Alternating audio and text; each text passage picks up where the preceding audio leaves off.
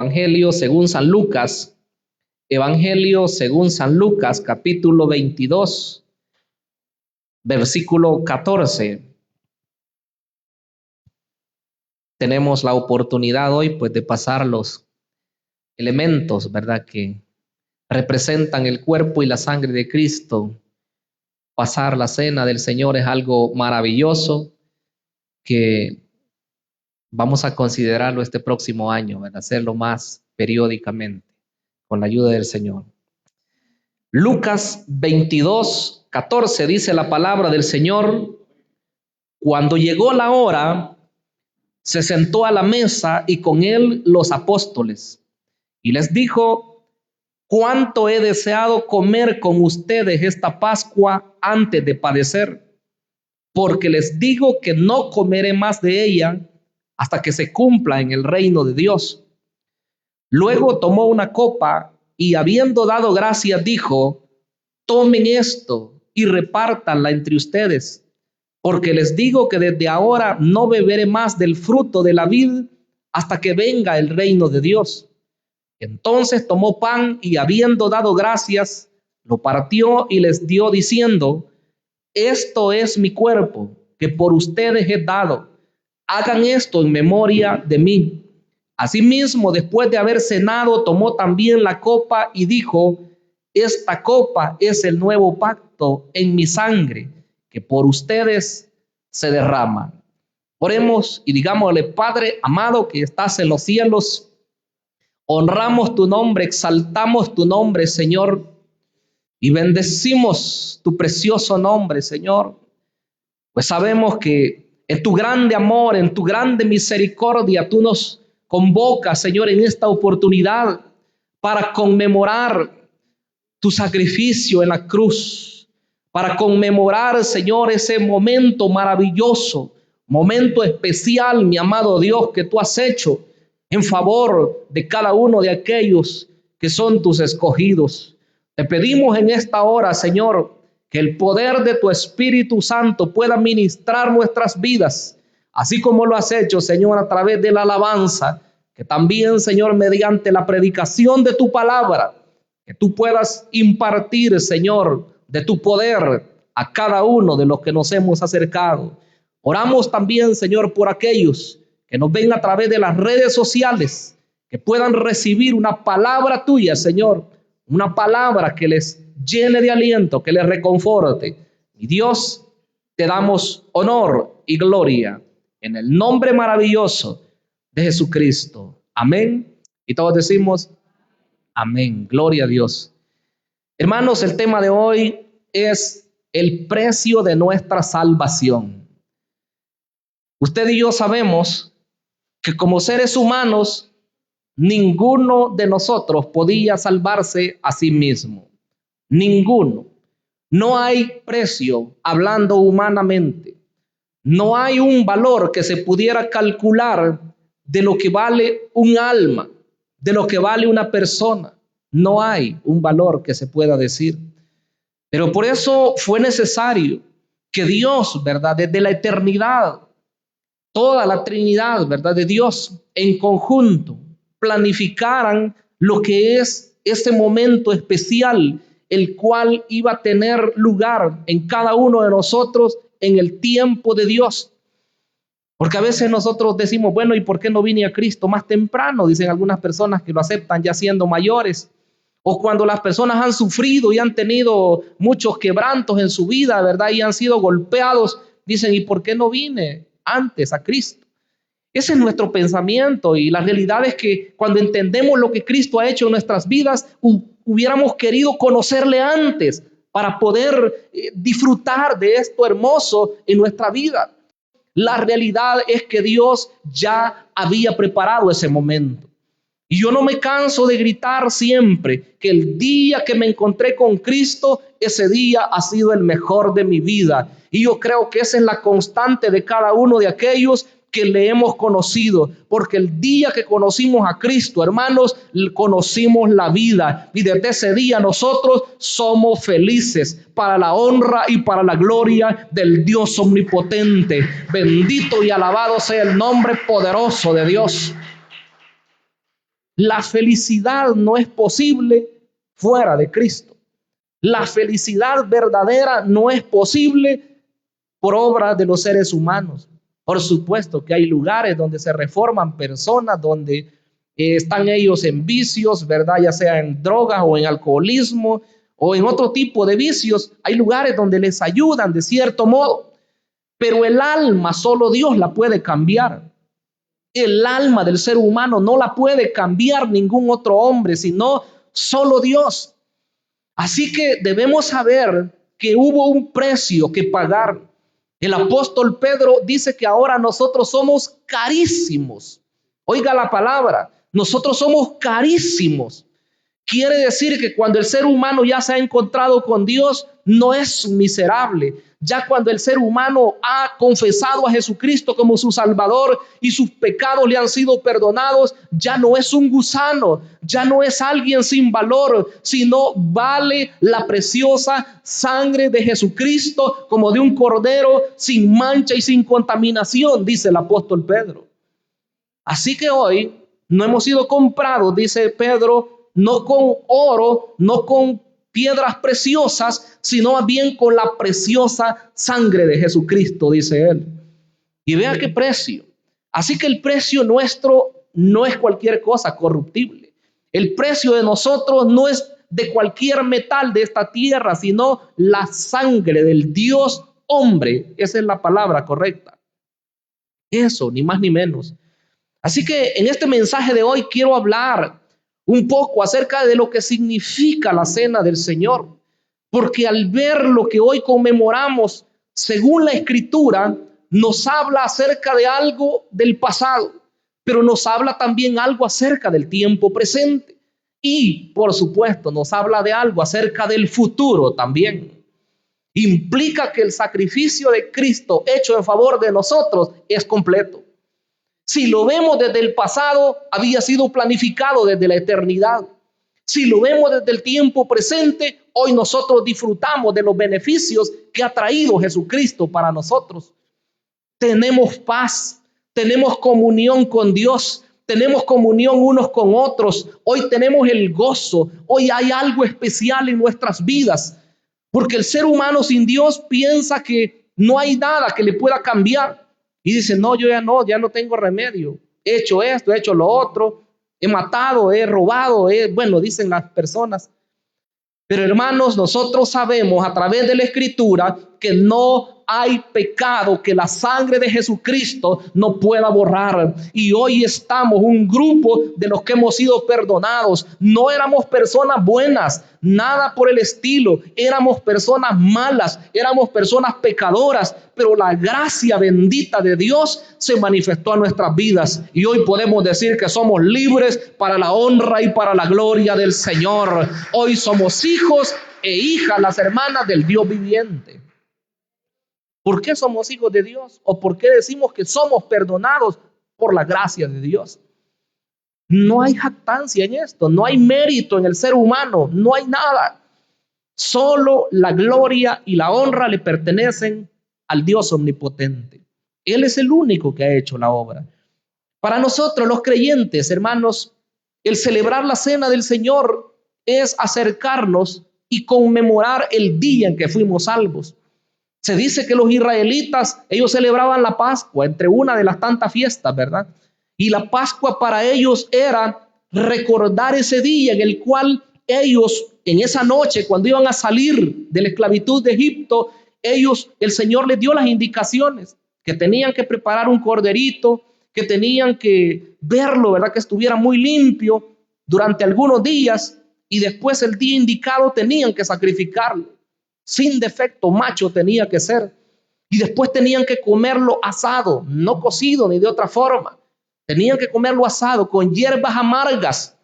Y tenían que estar listos. Tenían que tener los zapatos puestos. Tenían que tener bordón en la mano. Tenían que tener listas todas sus cosas. Porque esa noche ellos iban a salir de la esclavitud de Egipto hacia la libertad que Dios les iba a dar.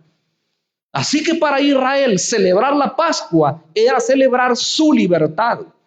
Quiero decirles, estimados hermanos, que para la iglesia del Señor celebrar la Santa Cena hoy en día es celebrar nuestra libertad. Yo no sé cuántos libres han venido en esta noche, pero yo me siento libre para la alabanza y para la gloria del Señor, porque antes nosotros no merecíamos nada.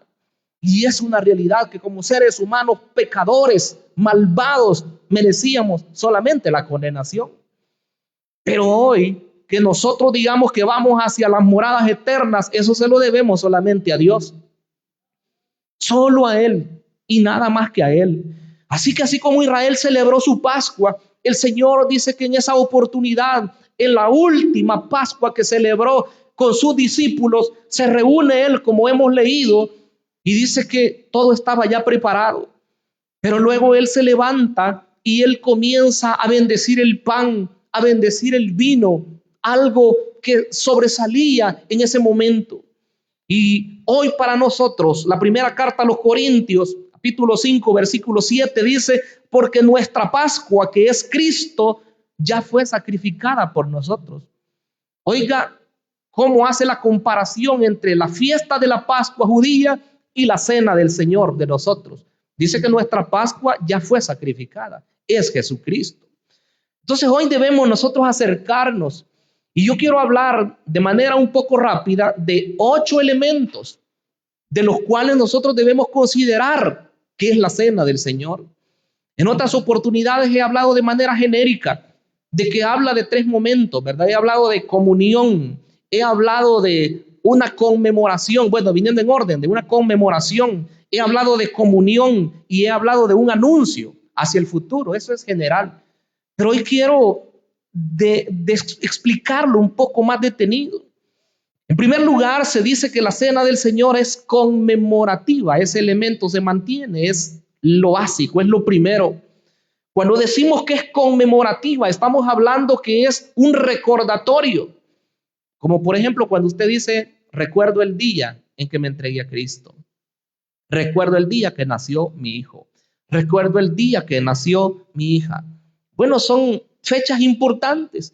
Pero este capítulo 22, versículo 19 de Lucas, dice, entonces tomó pan y habiendo dado gracias, lo partió y les dio diciendo, esto es mi cuerpo que por ustedes he dado.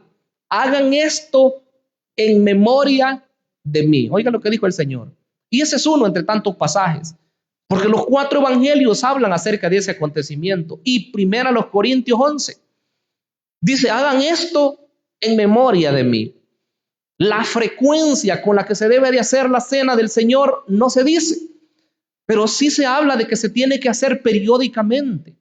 Se debe de hacer constantemente para recordar lo que Cristo hizo por nosotros. ¿Sabe que la iglesia primitiva se reunía todos los primeros días de la semana para celebrar la cena del Señor?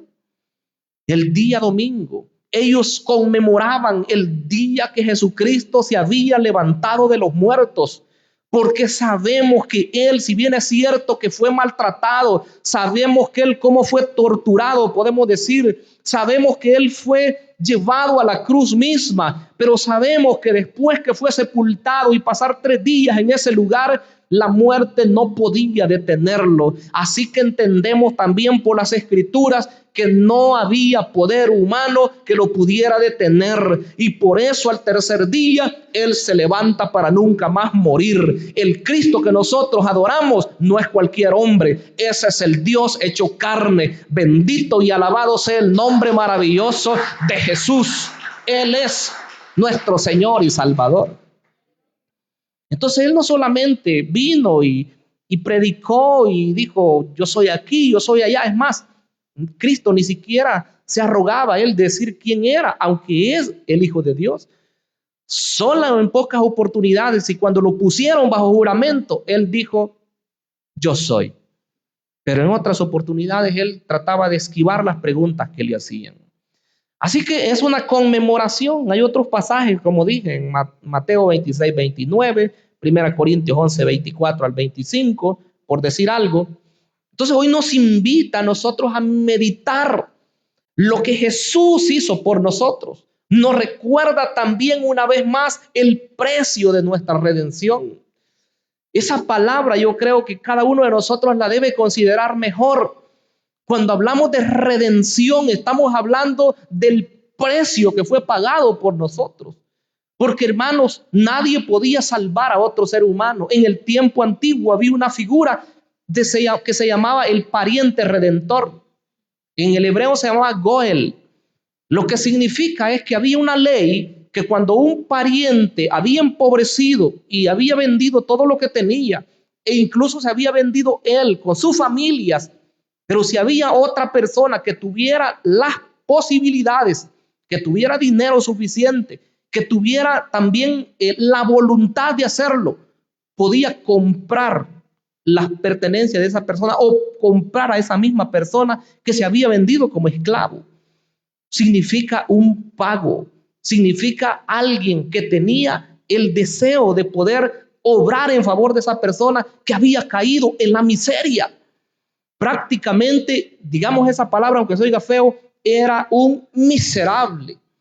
Era una miserable la persona que había caído en esa condición. Y así estábamos nosotros también sin Cristo.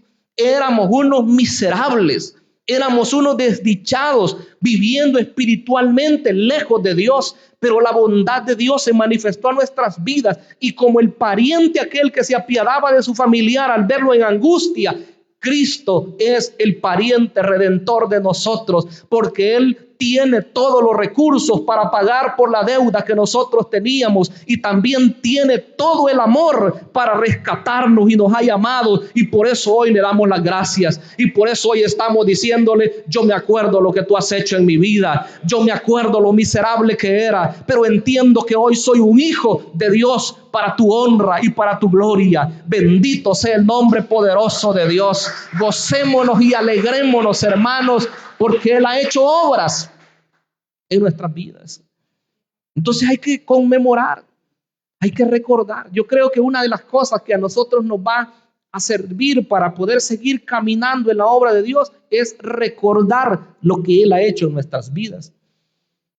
El día que usted se olvide lo que Cristo hizo por usted, ya no le van a dar ganas de acercarse, ya no le van a dar ganas de servir, ya no le van a dar ganas de cantarle alabanzas a Dios, o de leer su escritura, o de orar, o de ir a visitar a otras personas. ¿Por qué? Porque se nos olvida, nos materializamos. Ese es un problema.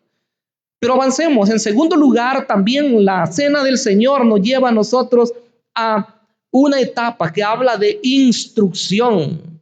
La cena del Señor también es un instructivo. ¿Y por qué es un instructivo? El pan y el vino representan el cuerpo y la sangre de Jesucristo. Mire la tipología. El Señor mismo es el que está diciendo: esto es mi cuerpo, que por ustedes es dado. Y el versículo 20, la parte segunda, dice: esta copa es el nuevo pacto en mi sangre, que por ustedes se derrama. Mire qué maravilloso es lo que Dios hace. No como dice la religión tradicional, ¿verdad? Que cuando nosotros bendecimos el pan o cuando bendecimos el vino, eso se va a convertir en carne o en sangre. No es así. La llamada transubstanciación, lo que esto representa es algo maravilloso, y por la fe nosotros lo recibimos. Yo creo que los que estamos acá hemos experimentado, las veces que hemos tenido la oportunidad de celebrarla, ya sea aquí o en otro lugar, experimentamos algo muy maravilloso, algo muy especial. ¿Por qué? No porque, repito, eso se vuelva carne o se vuelva sangre, sino por lo que representa, ¿verdad? El Señor dice: esto es. Él estaba hablando de una simbología, Él estaba hablando de una comparación. Ese día que el Señor fue entregado, usted sabe cómo fue maltratado. Si la Biblia dice que le alaban su barba, la Biblia dice que lo abofeteaban en la cara y le decían: profetízanos, ¿quién es el que te ha golpeado? Y luego, ¿verdad?, que lo llevaban, lo azotaban una y otra vez, y después de eso, ¿verdad?, para burlarse de él, tomaron un manto escarlata, o sea, rojizo, y se lo pusieron a él. Le pusieron una caña en su mano y luego le coronaron, ¿verdad?, con espinas, y le daban de golpes, dice la Escritura. Entonces debemos saber que su cuerpo maltratado simboliza hoy este pan que tenemos en este lugar. Él dijo: tomen este pan, porque esto es mi cuerpo que por ustedes es partido. Luego dijo: esta sangre, esta copa, perdón, es el nuevo pacto en mi sangre que por ustedes se derrama. Entonces, oiga, qué maravilloso. Solamente aquellas personas que rechazan a Dios, aquellas personas que rechazan a Jesucristo, pagarán con sus mismas vidas por toda una eternidad en el infierno. Pero aquellos que reconocen que Jesucristo ha muerto por ellos en la cruz del Calvario, pueden estar seguros que sus pecados fueron perdonados en aquella oportunidad.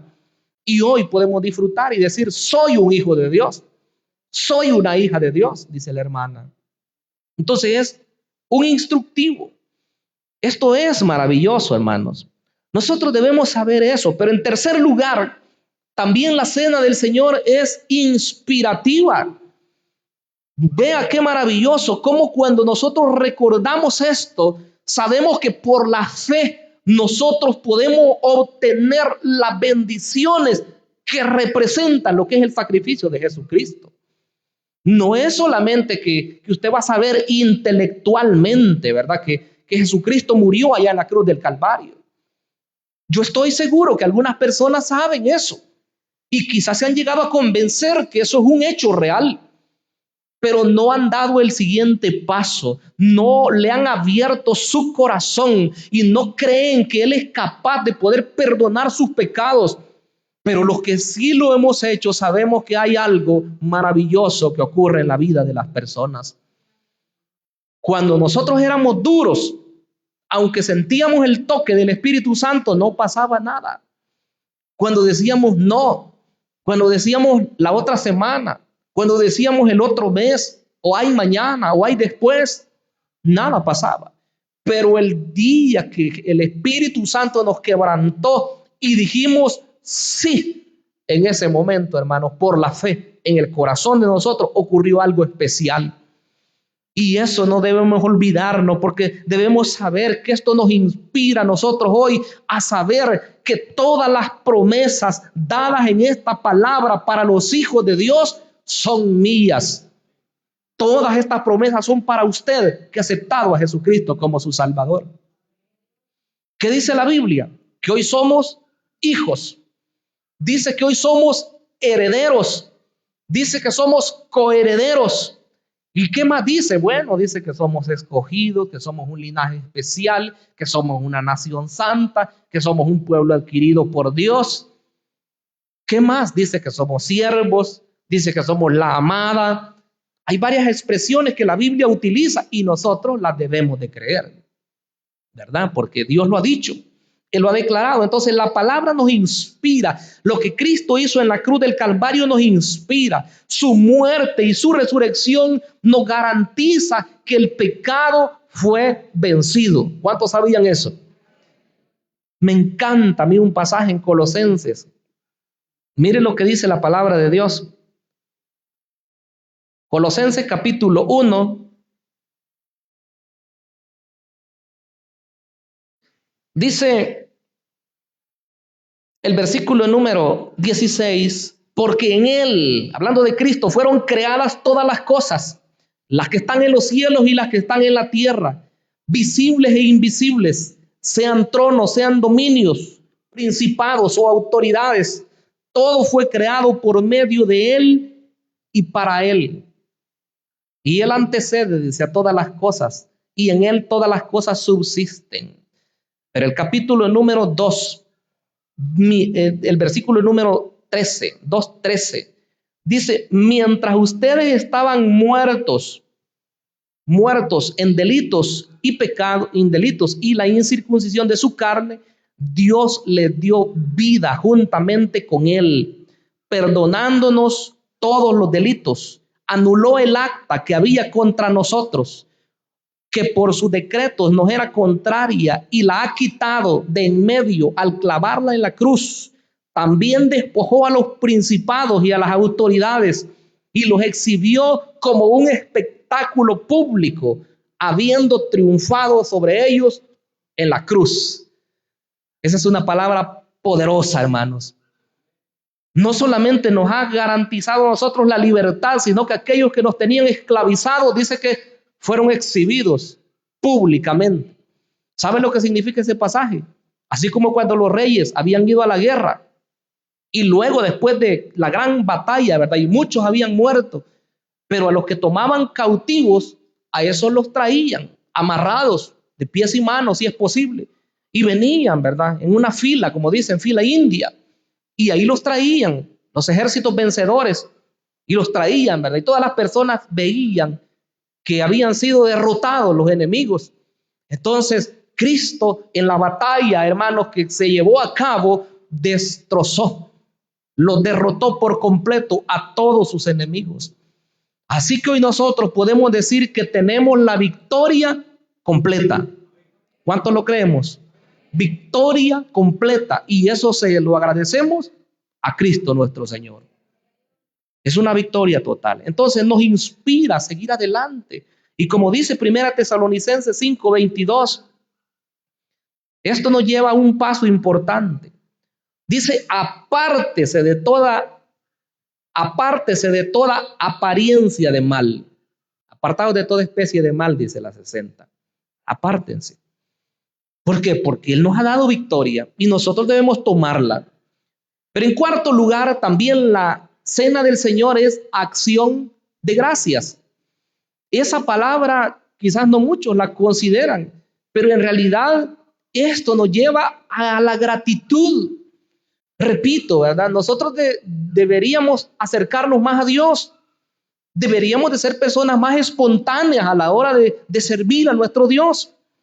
Porque en realidad no es solamente como dicen, un estribillo o algo que ya raya, ¿verdad? El decir que lo que nosotros hacemos o todo lo que logremos hacer en nuestra vida cristiana no puede pagar lo que Dios hizo. Pero gracias a Dios que nosotros lo entendemos. Porque les digo, hay personas y hay lugares donde he escuchado que la gente piensa que con lo que hace está de cierto modo recompensando lo que Dios hizo por ellos. Qué idea más equivocada, ¿verdad? Pensar que si predico quizás 500 sermones, entonces yo ya de cierto modo le pago a Cristo. Pensar que si me congrego todos los días ya le pago a Cristo, o si canto todos los días, o si sirvo en todos los servicios. Nada de eso es para pagar lo que Cristo ha hecho por nosotros. El pago ha sido total. Pero si nosotros cantamos, si nosotros predicamos, si nosotros le servimos y evangelizamos, es porque estamos agradecidos con lo que Dios ha hecho en nuestras vidas. ¿Cuánto pueblo agradecido hay en esta noche? Yo creo que hemos entendido que lo que Dios ha hecho es especial. Es muy especial. Entonces, hay acción de gracias. Hay oportunidad para que nosotros le demos gracias a Dios por todos sus beneficios, por todo lo que nos ha dado. En 1 Corintios 10:16 hay una palabra aquí muy, muy especial. Miren lo que dice: la copa de bendición que bendecimos no es la comunión de la sangre de Cristo. El pan que partimos no es la comunión del cuerpo de Cristo. Las respuestas son afirmativas, ¿verdad? De las dos preguntas. La copa de bendición que nosotros bendecimos, claro que es, ¿verdad? La comunión de la sangre de Cristo. Y el pan que nosotros partimos, claro que es la comunión del cuerpo de Cristo. Implica que es para nosotros. Es algo que nos ha sido asignado. En palabras teológicas se dice que es una imputación, ¿verdad? Así como el pecado de Adán nos fue imputado, nos fue heredado a toda la descendencia, así también el sacrificio de Cristo a todos aquellos que creen en Él, les es imputada la justicia de Dios. Y por eso es que nosotros hoy decimos, yo soy libre de pecado. No porque nosotros seamos perfectos, ¿verdad? Sino más bien que la sangre de Jesucristo nos fue aplicada a nuestras vidas. Por no comprender esto, algunas personas no se atreven a decir, sí, yo soy un justo de Dios. O cuando se les pregunta, ¿y ustedes son santos? ¿Cuántos santos? No se atreven, ¿verdad? Pero Dios es el que ha hecho eso en favor de nosotros. Claro que después nos manda a vivir una vida justa. Nos manda a vivir una vida santa también. Esa es una realidad. Pero Él lo ha hecho por nosotros. Ahora, acción de gracias. ¿Cuántas acciones de gracia hacemos nosotros? No me refiero en este momento a cuando invitamos a los hermanos, cuando traemos un plato de comida o cuando traemos un refrigerio. Me refiero a los momentos que nosotros le decimos, Señor, gracias. Porque la realidad es que muchas veces solamente lo que hace el creyente descuidado es que se arrodilla y le pide a Dios, ¿verdad? Y como nos gusta pedir. Y bueno, yo le aconsejo que aunque sea para pedirle a Dios, se acerque usted y ore. ¿Por qué? Porque por lo menos está platicando con su Dios. Se acuerda que Dios es el dador de las bendiciones. Pero no nos acerquemos solo para pedirle. Acerquémonos para decirle, Padre, gracias. Reconozco que sin ti no estaría vivo en este día. En la mañana, en la oración matutina, Señor, si tú no estuvieras conmigo, quizás no hubiera abierto mis ojos. Señor, gracias porque veo a mi esposa. Y las esposas, ¿verdad? Señor, gracias porque veo a mi esposo. Aquí están mis hijos, ya van a salir a estudiar, ya van a salir a trabajar. Qué bueno que tengo salud y tengo mis pies buenos. Bueno, compartí en una acción de gracias hace algún tiempo, ¿verdad? De un familiar que tuvo ese sueño, ¿verdad? Que sentía que ya no podía caminar. Qué terrible ha de ser, ¿verdad? Poder caminar y de repente sentir que ya no. Gracias a Dios era un sueño. Pero imagínense, nosotros lo damos por sentado, ¿verdad? Es que yo camino, es que yo hago esto, yo hago lo otro. Puede llegar un momento que no podamos hacer algo de lo que tanto amamos hacer. Nuestra vista. ¿Qué tal si llegáramos a perder la vista? Bueno, alguien de nuestros hermanos un día de estos reflexionaba en eso también en un mensaje. ¿Qué tal si de repente no pudiéramos ver? Les digo, es un trauma. Inicial es un trauma que tiene que superarlo la persona, por supuesto. Pero entonces hay que darle gracias a Dios. En quinto lugar, también la cena del Señor es comunión. Aquí la palabra es en griego koinonia. Por eso es que lo que hacemos acá, en lo que preparan las hermanas del ministerio femenil, los trimestres, yo siempre digo, eso es algo bueno, porque es un tiempo de koinonia. No solamente se predica la palabra, sino que comemos juntos, platicamos y quizás a los hermanos que nunca les había hablado alguien se acerca y le habla, ¿verdad? ¿Por qué? Porque es un momento, hay tiempo. Entonces, una comunión. En este versículo 16, siempre que leíamos de 1 Corintios 10, dice, la copa de bendición que bendecimos no es la comunión de la sangre de Cristo. El pan que compartimos no es la comunión del cuerpo de Cristo. El 17, puesto que el pan es uno solo. Nosotros siendo muchos somos un solo cuerpo, pues todos participamos de un solo pan. Entonces, comunión. Aquí hay comunión en dos vías. Comunión primero con el Padre y con nuestro amado Señor Jesucristo. Dice la Biblia en el Antiguo Testamento que los pecados del ser humano son los que hacen separación entre Dios y el hombre. Pero dice, mi brazo no se ha cortado para salvar, ni mi oído se ha cerrado para oír. Entonces, ¿qué dice el Señor? Que vengamos a Él, que confesemos nuestros pecados. Antes, en un capítulo, en el 55 de Isaías, dice, venid luego, ¿verdad? Estemos a cuenta. Bueno, en el 1 dice eso, en el 55 dice, buscad a Jehová mientras puede ser hallado, llamadle en tanto que está cercano. Deje el impío su camino y el hombre inicuo sus pensamientos y vuélvase, dice a Jehová, al Dios nuestro, el cual tendrá de él misericordia. Él es amplio, dice, en perdonar. Entonces, hermanos, la comunión con Dios es posible a través del sacrificio de Cristo. Él ya pagó en la cruz. Todo lo que el ser humano necesita es acercarse. Y comunión, en segundo lugar, con las demás personas. La primera carta de Juan, capítulo 1, versículo 3, ese versículo me gusta mucho. Primera de Juan 1:3 dice, lo que hemos visto y oído, lo anunciamos también a ustedes, para que ustedes también tengan comunión con nosotros. Y nuestra comunión, dice, es con el Padre y con su Hijo Jesucristo. Pero ¿qué dice Juan? Esto les anunciamos a ustedes, lo que vimos y lo que oímos, para que ustedes tengan comunión también con nosotros. Implica que todos los creyentes verdaderos tienen comunión unos con otros. ¿Cuántos decimos amén? Hermanos, comunión entre nosotros. ¿Pero comunión con quiénes? Con nuestros demás hermanos de otras congregaciones. Son hijos de Dios. con nuestros hermanos. Si a usted lo han visto mal o la han visto mal, usted marque la diferencia. Los demás pueden ser como quieran, pero nosotros debemos dar nuestra diferencia, ¿verdad? Así tiene que ser, porque somos hijos de Dios, somos verdaderos hijos de Dios.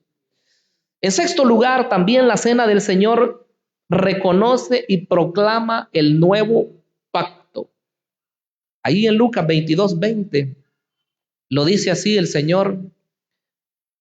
Mire lo que dijo él. Asimismo, después de haber cenado, tomó también la copa y dijo: esta copa es el nuevo pacto en mi sangre que por ustedes se derrama. Y Mateo 26:28 lo enfatiza también. Dice: esta copa es el nuevo pacto en mi sangre que por muchos es derramada. El nuevo pacto. De Israel hablaba de tantos pactos, ¿verdad? Pero el pacto nuevo es el que nos interesa a nosotros, porque por medio de ese nuevo pacto que está basado en el derramamiento de la sangre de Jesús, nosotros hoy somos hijos de Dios.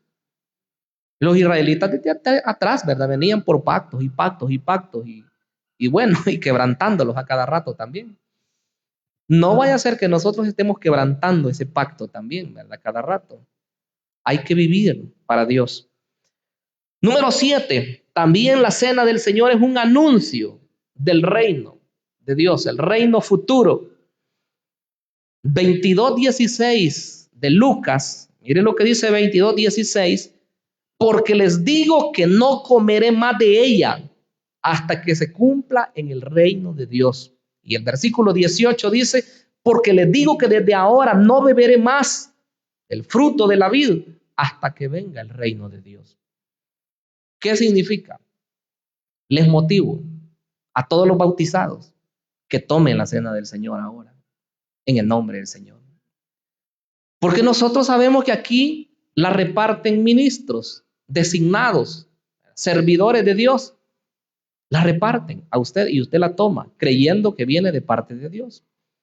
Pero el día que nosotros la tomemos con Cristo en la cena de las bodas del Cordero, ¿sabe quién es el que va a repartir ahí? No es un pastor de la tierra. Ahí va a estar el príncipe de los pastores. Ahí va a estar el amado. Ahí va a estar nuestro Cristo.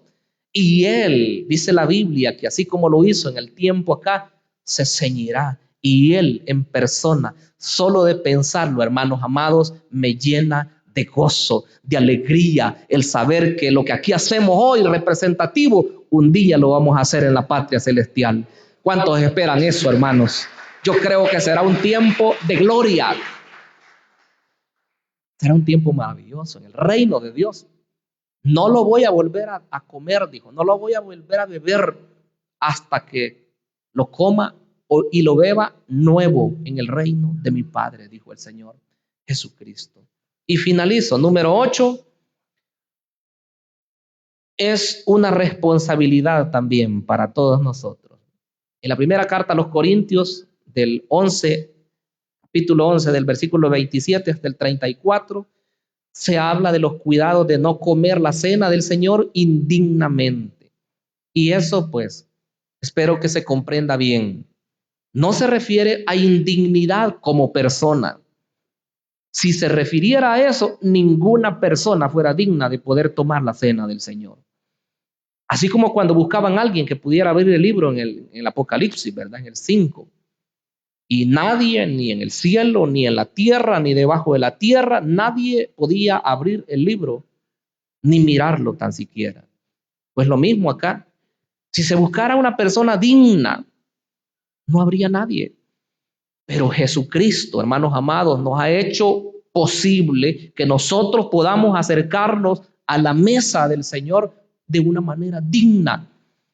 Usted se arropa en la justicia de Cristo y usted dice: Él pagó por mis pecados. Por eso yo, aunque era malo, perverso y pecador, hoy me puedo acercar en esa confianza.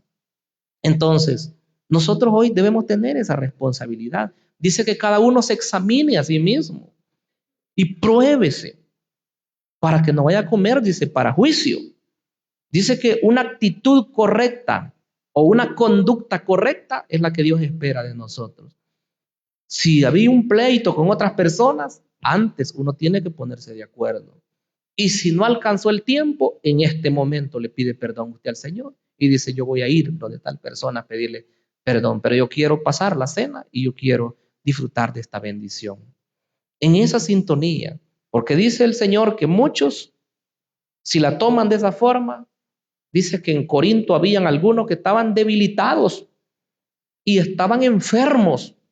Y lo peor, algunos ya habían muerto por tomar la cena indignamente.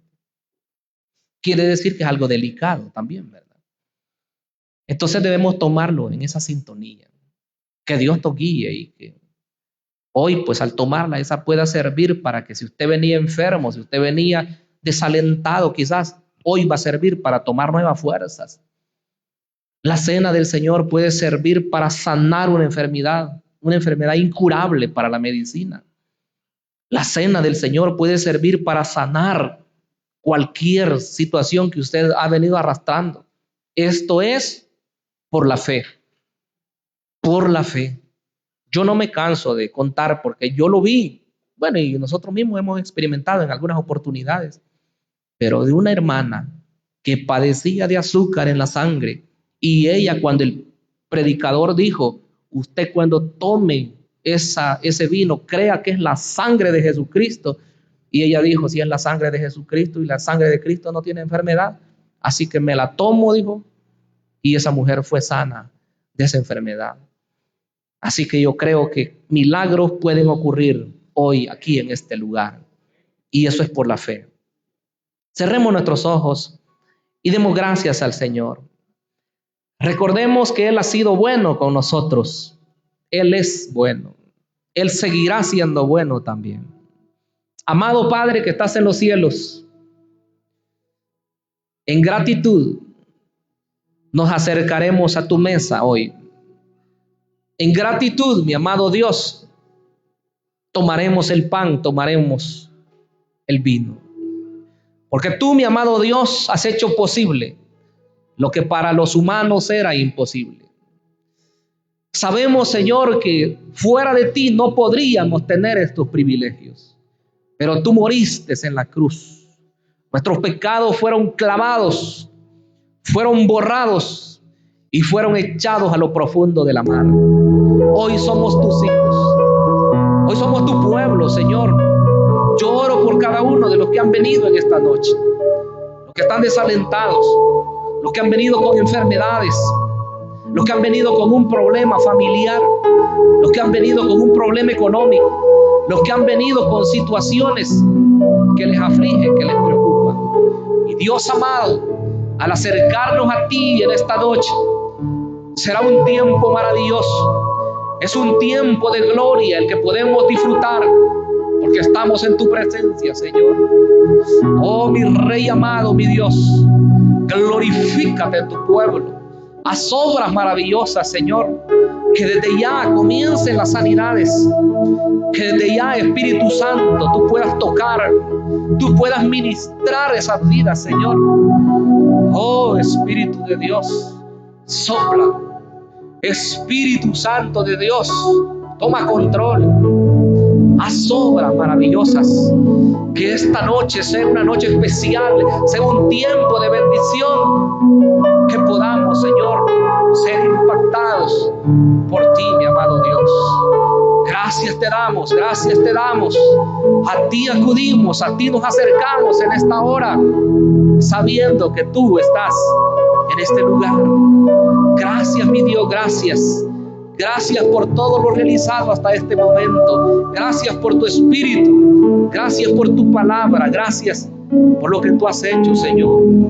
Oh, mi Rey, en el nombre maravilloso de Jesucristo te damos gracias. Amén y amén. Gloria a Dios.